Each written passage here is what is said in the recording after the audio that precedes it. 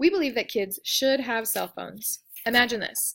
It's late at night and after sports practice, and your mom and dad still haven't picked you up.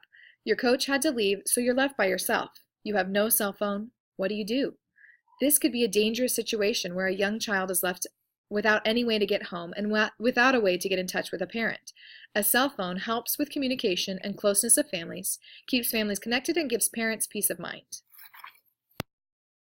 We're going? Yeah. Sorry, I got distracted. Okay, have you ever thought about the bad things that can probably happen if you have a cell phone? Well, I'm going to tell you what could probably happen because kids should not have cell phones. We believe that kids, stop it. We believe that kids should not get cell phones because they could die from them if they are driving a car, or they could kill somebody else.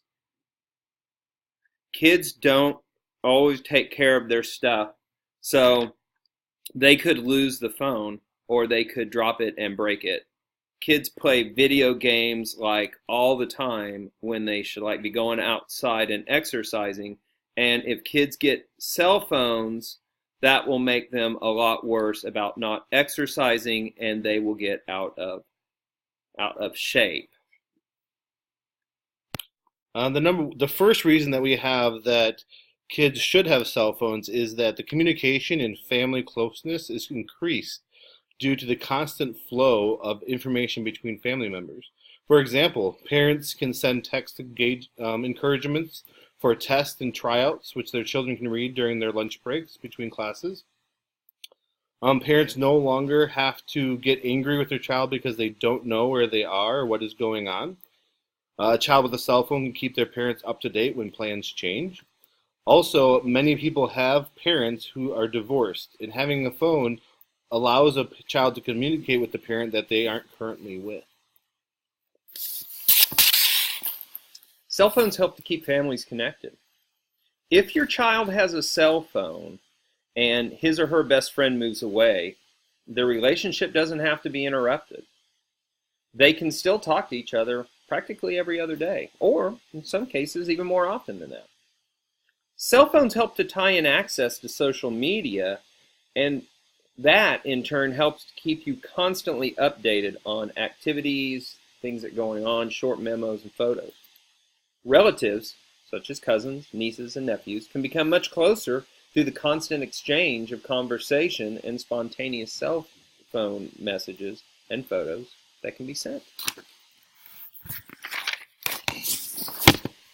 Cell phones can provide safety and security that a parent needs for their own peace of mind.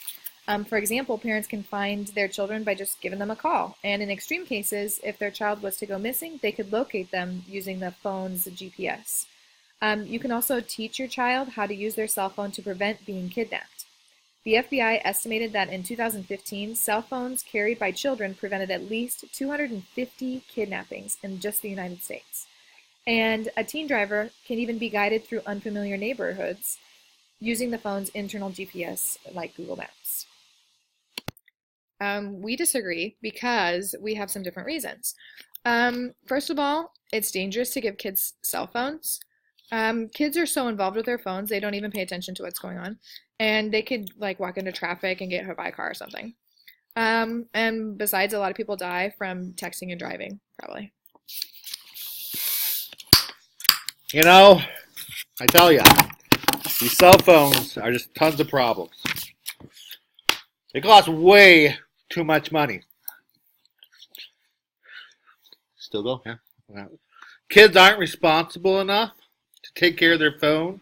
That costs hundreds of dollars to replace. Get out of here. Come on, it's my turn. Most kids don't know how to manage their texts in minutes and cause the cell phone bills to get really high. Who has to cover that cost?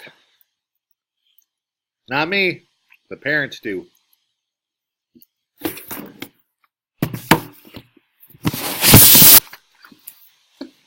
And it can cause health problems. And kids spend so much time on their phone that they don't exercise, which causes them to gain weight and get fat. And cell phones emit radiation, which can cause cancer and stuff in their brain and kill them. I'm done. Okay, we have 3 questions for the opposition on this. How do you expect to keep children safe if you don't allow them to have cell phones? How are you going to get in contact with your child in emergency situations that is as quick as using a cell phone? And our final question would be, how would you stay in touch with friends that have moved away and family that lives far away that is as easy and as instant as cell phones are? Okay, we have some questions too. How do you expect parents to keep up with the cost of replacing phones and high cell phone bills?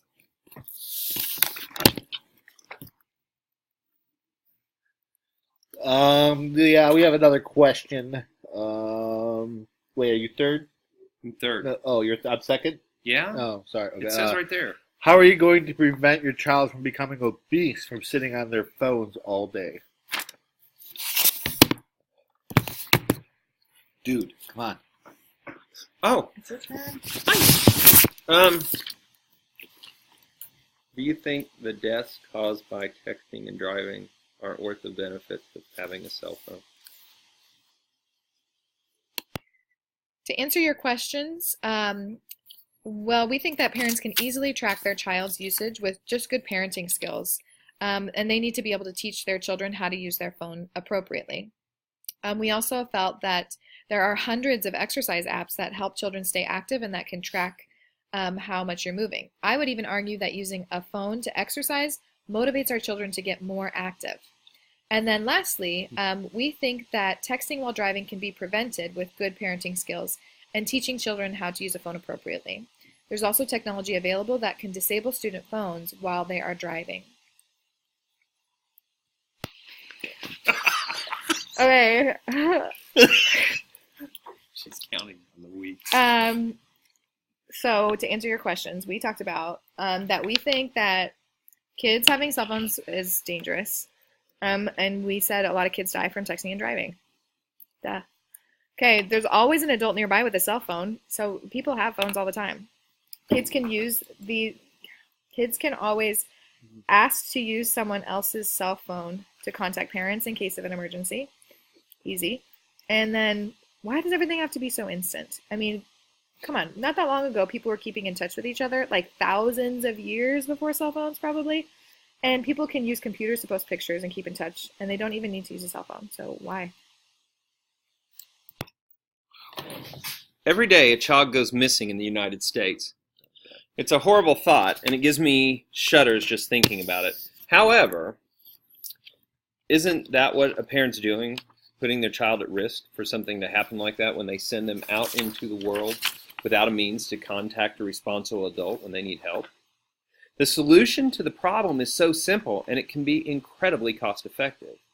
Students should be provided with cell phones because a phone not only gives them the ability to contact a parent when needed, but it can be a valuable tool for teens who find themselves in difficult situations.